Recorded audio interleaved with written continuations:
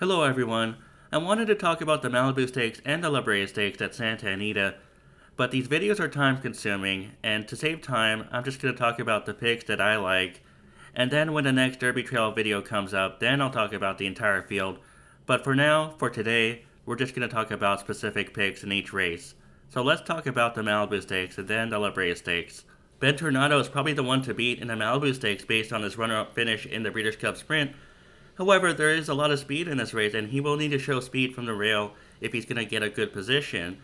And I just wonder how he will handle all that pressure, especially from the Baffert entries who tend to show speed.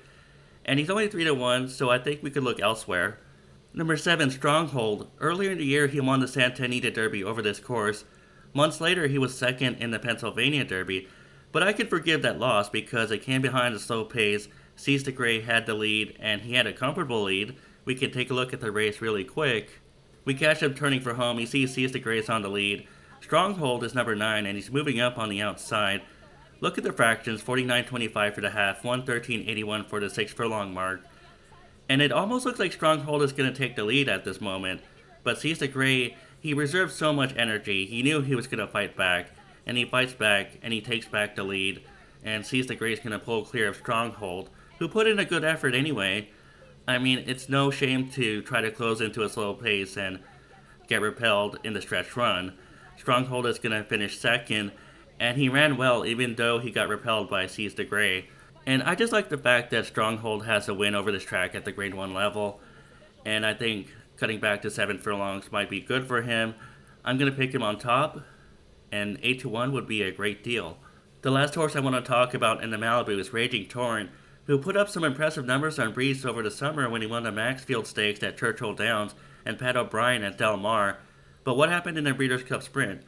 I don't know, he was 7th by 6 1/4 lengths, and I could forgive it. Some horses don't show up at the Breeders' Cup.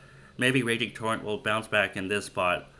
With that said, Stronghold is my pick in this race, but Ben Tornado and Raging Torrent are the other ones to keep an eye on, or even include in your tickets. Those are my 3 horses that I like: Stronghold, Ben Tornado, Raging Torrent, and the Malibu Stakes. Let's move on to the Brea. Now we're talking about the Brea Stakes. Number 2, Accuracy.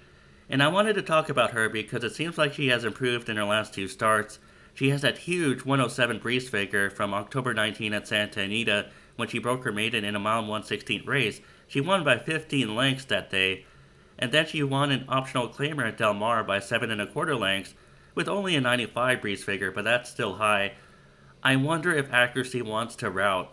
This is only a 7 furlong race, and I wonder if she wants 2 turns and she wants a longer distance, because Progeny of Arrowgate tend to want to route, and I don't know if she can handle the cut back to 7 furlongs and still be as effective, but she is a contender in this race, so I'll put her in my top 3. Ultimately, I landed on number 7, One Magic Filly. She was 6th in the Breeders' Cup Filly and Mare Sprint, but she only lost by 2 3/4 of a length. We can take a look at the race. We catch them in the early part of the stretch, and One Magic Filly is in the white blinkers. She's behind the wall of horses. She has nowhere to go. She's right behind Society right now, and there's Ways and Means, there's Pleasant, and there's Soul of an Angel coming up on the outside. And sometimes when there's a wall of horses, it discourages the horse trying to make a move, even when they find room.